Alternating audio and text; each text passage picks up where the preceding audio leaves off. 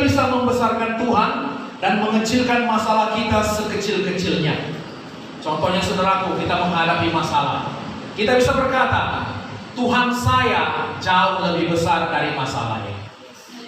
Haleluya saudaraku. Tuhan pasti sudah menyiapkan jalan keluar. Amin. Tuhan itu setia. Amin. Tuhan tidak membiarkan pencobaan datang kepada saya melebihi kekuatan saya. Ingat saudaraku ya, pencobaan bukan dari Tuhan. Amin. Haleluya saudaraku. Tuhan tidak membiarkan pencobaan datang kepada saya melebihi kekuatan saya. Dan pada waktu saya dicobai, Tuhan itu setia. Amin. Dan Tuhan memberikan jalan keluar. Ada jalan keluar untuk masalah. Amin. Masalah ini kecil, masalah ini tidak ada apa-apanya. Tuhanku jauh lebih besar.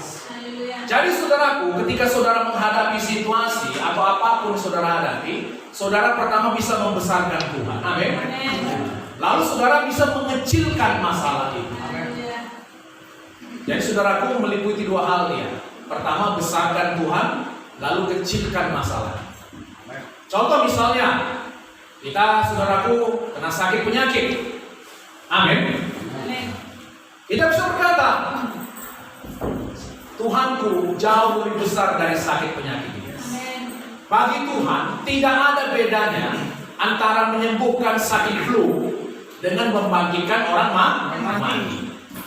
Haleluya saudaraku. Jadi waktu saudara mulai membesarkan Tuhan, maka masalah saudara akan nampak menjadi kecil. Tuhan akan besar dalam hidup saudara. Tuhan bisa berkata bahwasanya semua sakit penyakit saudara, Tuhan sudah tanggung di kayu salib. Oleh bilur Yesus saya sudah sembuh. Lalu saudara kecilkan penyakit itu sekecil-kecilnya. Amin. Penyakit apapun itu tunduk di dalam nama Yesus. Haleluya.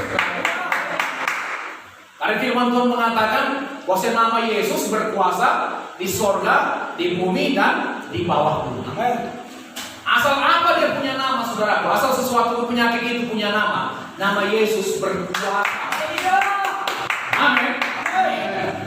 Jadi saudaraku, besarkan Tuhan, kecilkan masalah saudara. Besarkan Tuhan, kecilkan penyakit saudara. Maka saudara akan terus berjalan dalam sukacita. Saudara akan berjalan terus dari kemenangan kepada kemenangan. Amin saudaraku. Tapi sering terbalik. Kita saudaraku besarkan masalah, lalu kita kecilkan Tuhan. Maka gak heran saudaraku kita saudaraku tidak punya sukacita. Kita besarkan masalah tadi, kita besarkan penyakit tadi, saudara. Bagaimana cara kita membesarkannya? Kita bicarakan itu berulang-ulang. Haleluya. Apa yang saudara bicarakan berulang-ulang, apa yang saudara fokus padanya, itu akan menjadi besar dalam hidup saudara. Mengerti saudara ya? Jadi saudara latih diri saudara untuk memuliakan Tuhan, untuk membesarkan Tuhan, untuk memberi nilai paling tinggi kepada Tuhan. Mengerti saudaraku? Kita lihat bagaimana Tuhan Yesus saudara. Kenapa dia bisa naik ke kayu salib? Saudaraku, apakah enak naik ke kayu salib? Tidak. Dicambuki saudaraku, diperlakukan seperti penjahat, bahkan binatang diperlakukan lebih baik. Haleluya saudaraku. Tapi kenapa Yesus bisa naik ke kayu salib? Karena saudaraku dia melihat kepada sukacita. Dia membesarkan saudaraku nilai sukacita itu. Sukacita apa saudaraku? Sukacita karena melakukan kehendak Bapanya. Amin. Yang kedua saudaraku, sukacita karena melihat saudara dan saya selamat. Itu yang dilihat oleh Tuhan Yesus saudaraku, makanya dia mau naik ke kayu salib. Dan ketika saudaraku saya percaya, dia melihat bahwa saya itu semua itu hanya sementara. Dia tahu saudaraku bahwa dia mati itu hanya sementara. Dia menderita, mati, dan dia tahu pada hari ketiga dia akan bangkit. Itu hanya sementara. Saudara pun kalau menghadapi masalah, ingatkan diri saudara, ini hanya sementara. Orang dunia pun bilang, saudaraku, badai pasti berlalu. Haleluya. Saudara mengalami masalah, katakan langsung, ini hanya sementara. Ini tidak akan mencuri sukacita saya. Masalah ini tidak akan membuat saya murung. Masalah ini tidak akan membuat saya tertekan. Saya akan tetap bisa bersukacita. Saya akan tetap memuji Tuhan. Haleluya. Mulai besarkan Tuhan. Jangan biarkan saudaraku apapun mencuri sukacita kita. Haleluya. Firman Tuhan mengatakan, saudaraku, bahwa sukacita dari Tuhan itu adalah kekuatan kita. Pada waktu saudara tidak lagi bersukacita, saudara menjadi lemah. Haleluya, saudaraku.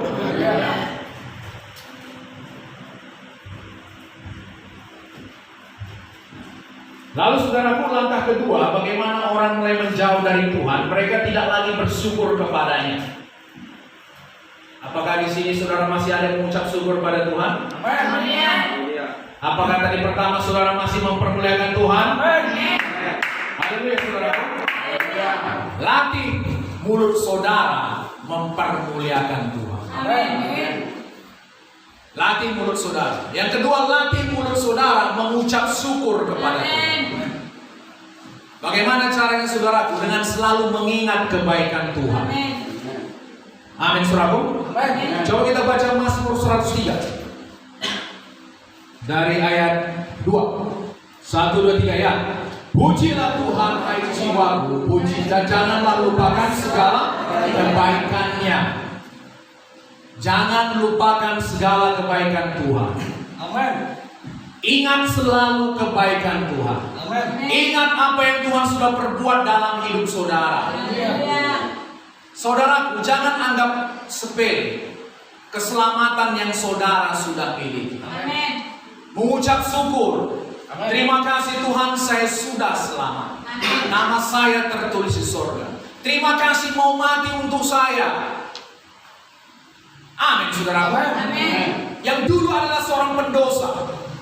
Firman Tuhan mengatakan, saudaraku, tidak mudah bagi seseorang untuk mati bagi orang lain. Kalau untuk orang baik mungkin masih ada orang mau mati. Amin. Tapi untuk pencuri, pembunuh, perampok, saudaraku, pemerkosa, bandit, siapa mau mati? Yesus mau melakukannya. Amin. Haleluya, saudara. Yesus mati untuk kita bukan waktu kita sudah benar. Amin. Yesus mati untuk kita waktu kita masih berdosa. Tidak ada sesuatu yang pantas, saudaraku, membuat Yesus mau mati untuk kita.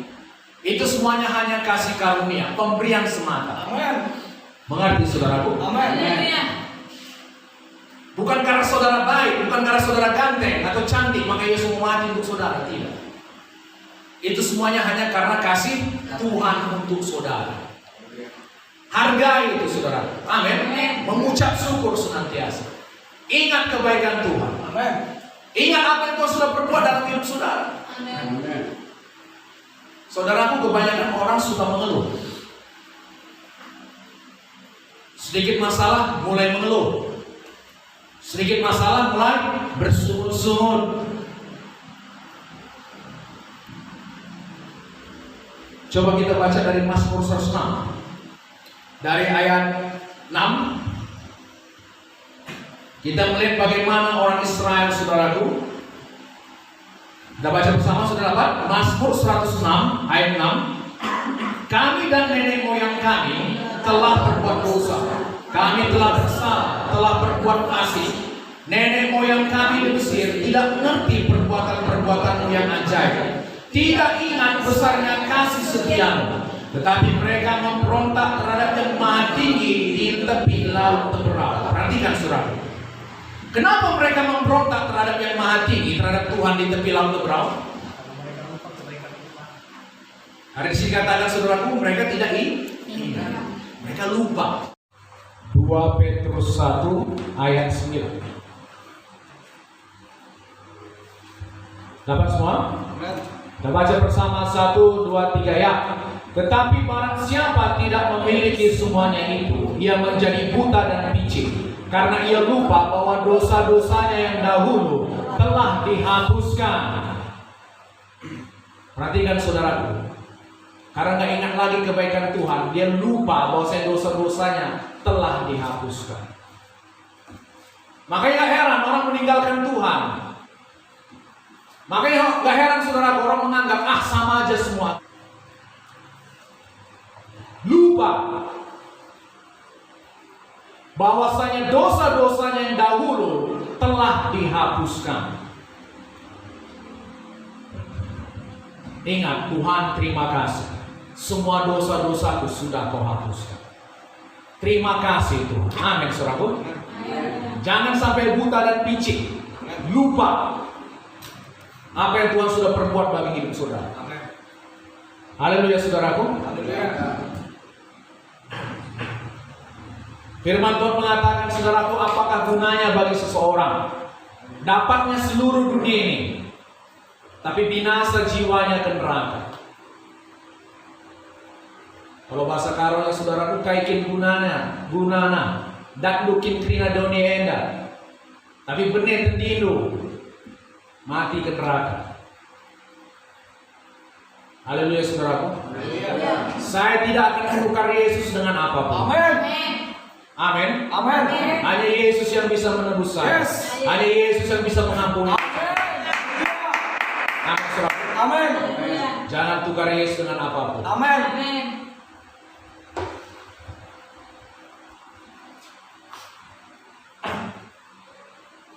Jadi saudaraku, kalau saudara menghadapi masalah, pertama tadi apa? Besarkan Tuhan. Amin. Tuhan, Kau lebih besar dari semua masalah ini. Engkau pasti sudah menyediakan jalan keluar Tuhan. Itulah yang disebut dengan kasih karunia saudara. Jauh sebelum saudara memiliki kebutuhan, jauh sebelum saudara-saudaraku memiliki masalah, Tuhan sudah mengantisipasi semuanya.